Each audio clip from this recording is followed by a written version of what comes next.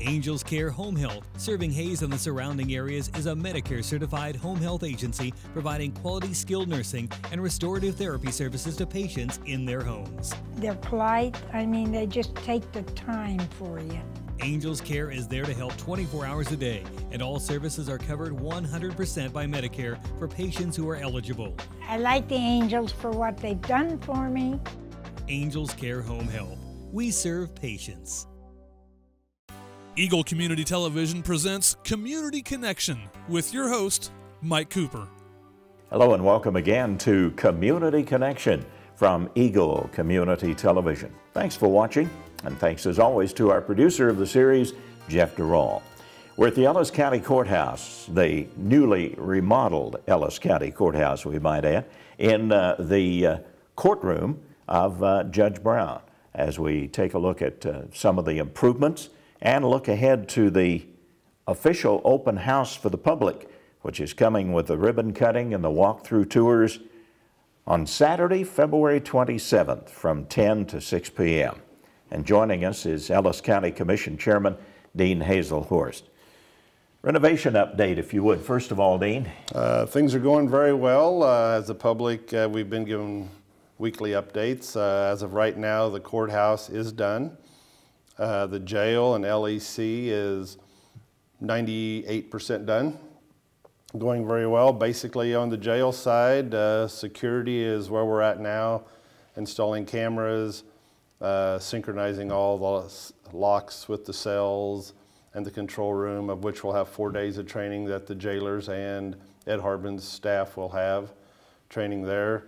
First floor for the Hayes PD and Ellis County Sheriff's Department is 99% done. They are down to refinishing doors of which were existing doors that got scuffs through the whole renovation project, maybe weren't removed.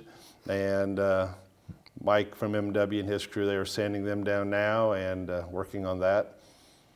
Completion date, 25th of February. We are crossing our fingers very diligently in that date. That's one you've got in your assignment book, right? That's in the assignment book.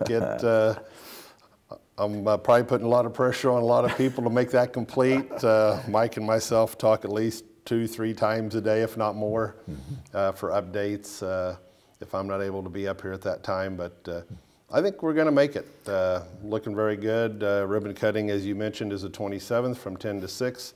I do encourage all the public, if you can, to come up and see. It will be a full courthouse tour and a full jail tour, of which hopefully many citizens don't get that opportunity to see from the other side of the bars. So this is your chance to see where a lot of our criminals do end up at that we're housing out of county right now. Right now we're housing out of county about 77. Some days are less than that, of course. But some days we are over that number, but we are very much set up to handle, I think, everything that will be catching in Ellis County. So the floors just got completed last Saturday. We had a crew come in from Kansas City, Treadwell Incorporated, come in to do the epoxy flooring. That is now complete. That was a week-long process. And like today, they are finishing kitchen today and working on security. Security will be the big push for probably the next week. Scott Brown from the Sheriff's Department, he is installing all the equipment, tables, etc. in the day rooms. He has some of his staff helping him with that. Scott's been a tremendous help also with this project. He did oversee doing the epoxy flooring. That saved us about probably close to $5,000. Scott overseeing that project.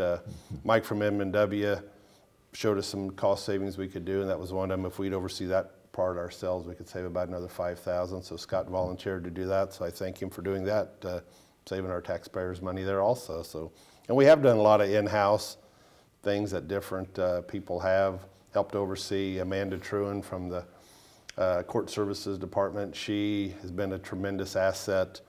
Working with her every day, evenings, she's been on call also. She helped do a lot of the decorating along with some of her staff, some of the ladies that work with her, picked out carpet, paint, etc. And the film you see on the windows in Judge Brown's courtroom. Amanda overseeing them projects also to help out. And Amanda's been a great asset on this project also. She's been on board for a year already. I didn't come on until July, but Amanda's been here for the full year helping out. So Amanda and Scott have done the county a tremendous service. I'm glad you mentioned some of those in-house projects, because right here in the courtroom we saw several examples that you pointed out to us. The tables, for example, are actually the old tables that were refinished. There were woodwork done, the bookshelf that Judge Brown has back there, much of that in-house work done. That was all in-house work, Mike. Even the pews, as we call them out there, where the benches where the public sits, they got named the church pews from the start of the project. And maybe they were church pews at one time, but that was also, everything was redone. The ladies come in and redid all their magic on them to make them look like new again, as we had them in storage for a year, and some of them got dinged up, of course, but they went through and did a great job. The ladies, again, from the attorney's office, court services department, all the ladies just worked really well together on this project throughout. It's amazing the investment that people who utilize the courtroom have put into it, as again, cost savings for the taxpayers and making a higher profile, more beautiful final product. It did. And county attorney's office, when it come time to move from the NEW building, they actually moved all their furnishings and files and all that themselves. Some has to do with, we hired a moving company, but some of that has to do with security reasons, just so they're the only ones that do see the files. But Tom Drees and his staff did a tremendous job down there, moving all of their stuff on basically on a weekend, Friday and a Saturday and part of a Sunday when they moved in. And one thing before we leave the courtroom here particularly is this wall that Jeff will get a picture of. And this wall was a rather substantial undertaking, was it, Dean? This removal of this wall took a little over 2 weeks.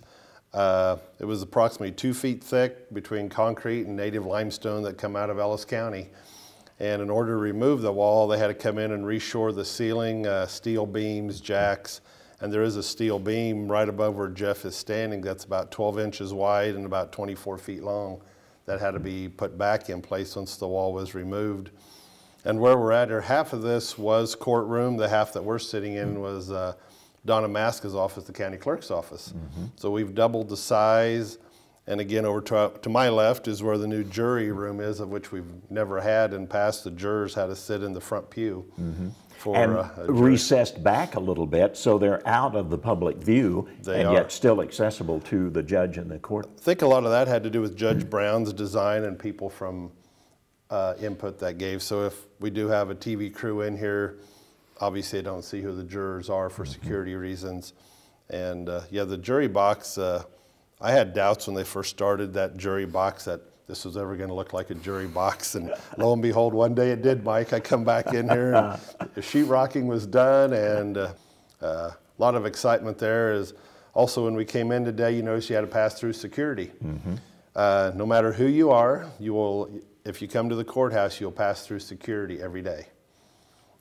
We still haven't figured out why Jeff had to go through twice, though. Well, it's the metal leg or just the things he was carrying in his pocket. With Jeff, we just don't know. We just don't know, that's for sure. It's a guessing game all the time. It is a guessing game, but that was a big highlight of, we had to close the west entrance of the courthouse off for a fire exit only.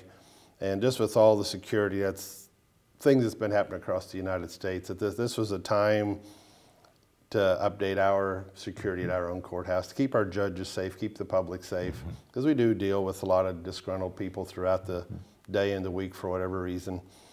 And so everyone will pass through the security. You'll be able to park on the south side of the courthouse to come in, and we do have a policy, no cell phones. You will turn in your cell phone when you come in. It is locked up in a locker, and you'll sign in for it and sign out for it. So. That's just basically for distractions to the judges when they're having court. So that is a policy we've enforced there. Other security things, we went from 72 cameras to now we have 120 cameras. Throughout the courthouse, the jail, all the cells will have cameras, the workrooms will have cameras. Every courtroom has multiple cameras.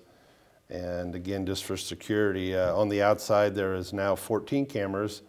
on the outside, which basically cover about a block surrounding the courthouse, all directions. So, which is another added benefit. Dean, one of the things that I really saw that is impressive is that there was a usage of some of the original materials. You know, we still have the marble, we still have some of the limestone in place, and a utilization in a beautiful remodeling project. Your contractors, I think, probably should get a special hello for that, I think. Mike, in addition to the money savings. Yeah, Mike and Joey from M&W Builders did just a lot of work on weekends when no one else was here with the marble. Mike hadn't worked with marble a lot, but he learned how to work with it. Areas where they had to knock out chunks of marble to make new doorways, as of the one right behind us.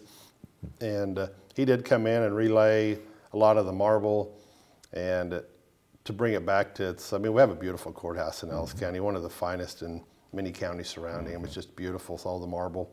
And we was able to preserve a lot of it. I mean, Mike did a great job going back and redoing and fixing and patching, and so he did do an awesome job, plus a really, really large cost savings to us. Well, and I'm glad you pointed that out, because the people in the original courthouse building, which what's about 40 years old now, I guess, if not more, left us a real legacy of a beauty and a function. And now with the changes and necessary security and so forth, do you feel maybe this is a legacy for the next generation that we've left now? I really do. Guy Winholz, as many of you know, was a former county commissioner. He is now retired, and he is heading up the preservation project for the courthouse. A lot of that will be over here on the west side. Guy's been out raising funds for doing projects for the steps, redoing the retaining wall, the limestone retaining wall. He's looking for limestone right now for that. And he's heading that project up. Again, he's doing it free to the county. He's not costing us a dime, and we appreciate Guy for heading up that project, and I think he's doing really well with that. Did we get everything we need, in your estimation, as far as the coming in with what was needed to make a functioning, improving courthouse? I believe we did. I'm very happy with what my fellow commissioners and myself, and even former commissioners, Glenn Deal, Sweet Holgram, Perry Hinman, had a lot to do with going forward with this project. Even Vernon Burns, before he passed away, had a lot to do with where we're at today. And us former commissioners get to take a lot of the credit for it, but this started many years ago. I mean, we had the planning committee, which consisted of a lot of people right here in Ellis County. I mean, Darrell Romey, Errol Wirtz, Tom Wassinger was also on the building committee, planning committee, and that's been going on for many years, I believe 10 years already. And so I do feel we got everything we asked the taxpayers for, and again, I thank all the Ellis County taxpayers for voting for the half-cent sales tax. That helped get us to where we are today. This is a legacy that will last us a lifetime. Now, County Commission will still meet in this building then, right? No, the County Commission will stay at the Admin Center. Okay, and the Admin Center will still be a functioning part of the county operation then? It will.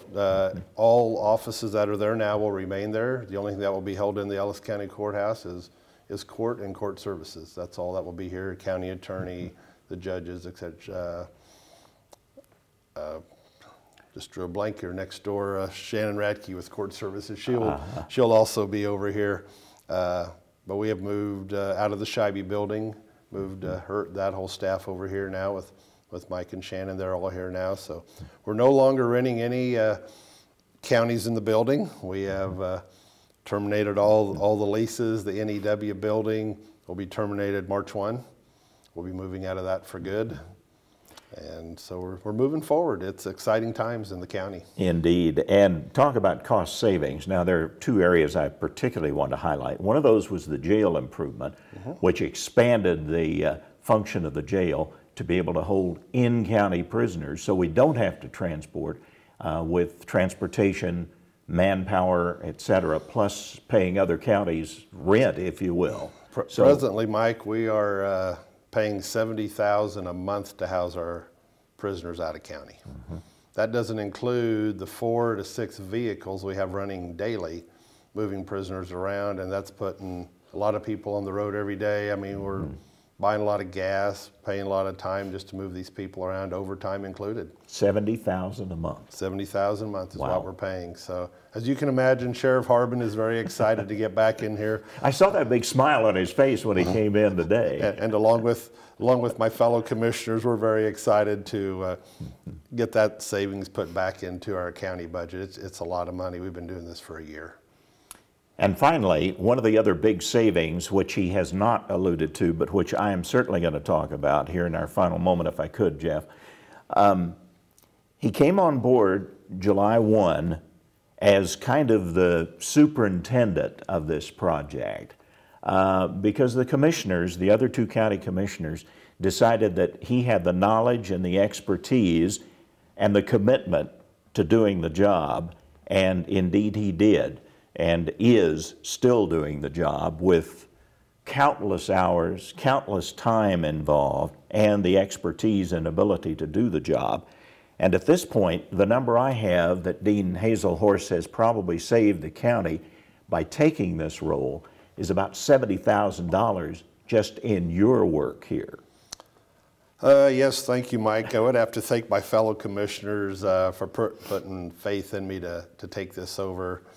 At the beginning, I might have had a little doubt, and I will say Barbara Wassinger and Marcy McClellan both put a lot of faith in me to take this on.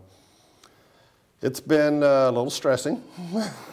And challenging. and challenging working with. Anytime you have 10 outside contractors working here, and Mike, they all have to report to Mike from M&W, but ultimately they report to me, and I still have to deal with them on a, not so much a daily basis. Mike takes care of a lot of that, but when there's problems, we work on it together. And we did look at hiring a construction manager. Approximate cost would have been about $70,000 to finish the EMS rural fire building and to finish the courthouse. And I was able to finish the EMS rural fire project. That went really well. Had our ribbon cutting there, and that is a fully functional facility for the county. And here, I mean, it was a $70,000 wage savings. I watch what money we spend very closely. And I can probably say, since I've taken this over, we've probably saved at least another $50,000 to $75,000 in savings of areas that sometimes we have a lot of wants and they aren't needs. I took a lot of the wants out and we only did the needs. And by doing that, I shaved off probably another $50,000. Holding our architects very accountable on a weekly basis on savings and different things that we could do in-house. For instance, I mentioned the flooring earlier. Scott Brown taking on that project saved the county $5,000. Amanda Truan taking on the project she did, she saved the county probably another $5,000 to $10,000 there. And going back to Scott again, I mean, Scott overseeing all the moving. He took care of all the moving, saved us a lot of money in that area, overseeing that. And we got a great team effort of employees in Ellis County. I mean, I can't say enough about all the employees, how good they were to work with. Through this little bit of cumbersome move to the NEW building, now the transition back to here, a lot of employees came in on weekends and put offices back together. We had ladies working up here countless hours at night, helping out, and it was just we got a very good staff. We got to be so proud of our county employees. Road and Bridge Department helped us move also to help save money. And everybody just pitched in. I mean, we had attorneys in their suits off and jeans on and t-shirts on, and they were scrubbing and cleaning, and we had judges doing the same, and we just got an awesome staff. They were awesome to work with, and sure, we had some disagreements here and there, but at the end of the day, we all shook hands, and we got an awesome facility. That's just why I want the public to come out and see this. This is a legacy we built for 100 years down the road, and I wish everybody in Ellis County could come see the progress we did. And if people keep showing up, I know our tours go from 10 to 6 on the ribbon cutting on the 27th, but if there's still people coming at 6 o'clock, we're not going to shut them off. I mean, their money helped build this. I mean, whether they paid at half cent every time they shopped, or they were for this project or not. We had just a lot of great people helping out. In the beginning, when it kind of looked like the sales tax may actually fall, Mike. We was getting worried, and we looked at some other avenues, and I had the opportunity to talk to a good friend of mine, Bob Schmidt, of which you know very well. Went to him for some ideas one day and asked him for his advice, and we got to use the old voice of the Tigers and a voice that many people knew in the community of Bob Schmidt to promote the sales tax. And Gary Shorman did a lot for us, so did Jeff Copper. And when it went to the vote that day, I mean, it was an overwhelming support to pass it. And again, I just want to thank all of our taxpayers of the county for building this facility. It's a legacy that we will have forever, I know, for in my lifetime and lifetimes to come, and I just encourage everyone to come out. And a facility to be proud of. Ellis County Commission Chairman Dean Haselhorst, our community connection.